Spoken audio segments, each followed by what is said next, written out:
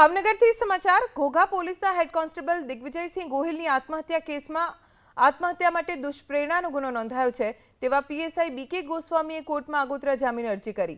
આગોતરા જામીન અરજી પર આગામી 7 ફેબ્રુઆરી સુનાવણી હાથ ધરાશે। આ તરફ ઘટનાના 14 દિવસ થઈ ગયા પણ પીએસઆઈ ગોસ્વામીની ધરપકડ ન થતા પરિવારે પોલીસ પ્રક્રિયા પર ગંભીર આરોપો લગાવ્યા।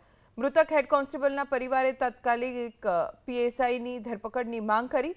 એટલું જ નહીં, પોલીસ કાર્યવાહી સામે મૃતકના બહેન અને વકીલે સવાલ પણ ઉઠાવ્યા। મૃતકના બહેન અને વકીલે આરોપ લગાવ્યો કે પીએસઆઈ બીકે ગોસ્વામીના માનસિક ત્રાસના કારણે દિગ્વિજયસિંહે આત્મહત્યા કરી, છતાં એફઆઈઆર બાદ આજ દિન સુધી તેની ધરપકડ નથી થઈ।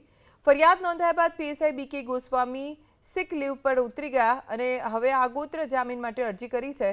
ફરિયાદના 15 દિવસ બાદ પણ આરોપી પીએસઆઈની ધરપકડ નથી કરાઈ, જેના કારણે આરોપીને રજા પર ઉતરી જવાનો સમય મળી ગયો। વકીલે આરોપ લગાવ્યો કે ભાવનગર પોલીસના ઉચ્ચ અધિકારીઓ પીએસઆઈને બચાવી રહ્યા છે।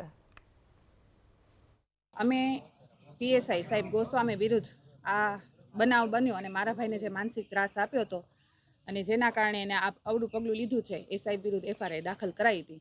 પણ આજ મારા ભાઈને આવડું પગલું લીધા અને 15 દિવસ અને એ જતો રહ્યો, એને 14 દિવસ થઈ જવા છતાં પણ ને સાહેબની વિરુદ્ધ કોઈ પણ કાર્યવાહી અમને આગળ જણાતી નથી। એફઆઈઆર લઈ અને અમને શાંત કરી દેવામાં આવ્યા છે। પણ અમે ઈચ્છીએ છીએ કે મારા ભાઈના જે આ ગુનેગાર સાહેબ છે ગોસ્વામી, એમના વિરુદ્ધ કડક પગલાં લેવાય। એ અત્યારે નાસી ભાગ્યા છે। સરકારી અધિકારીઓ એટલે કે એસપી સાહેબ, ડીવાયએસપી સાહેબ, આઈજી સાહેબ, આ તમામે તમામ અધિકારીઓની ક્યાંક ને ક્યાંક છત્રછાયા નીચે પીએસઆઈ ભાગતા ફરતા હોય એવું લાગી રહ્યું છે। એનું કારણ એક જ છે કે જ્યારે એફઆઈઆર થઈ ગઈ એ પહેલાં જ એક્ઝેક્ટ ટાઈમે એ કેમ ભાઈ પીએસઆઈ નીકળી ગયા?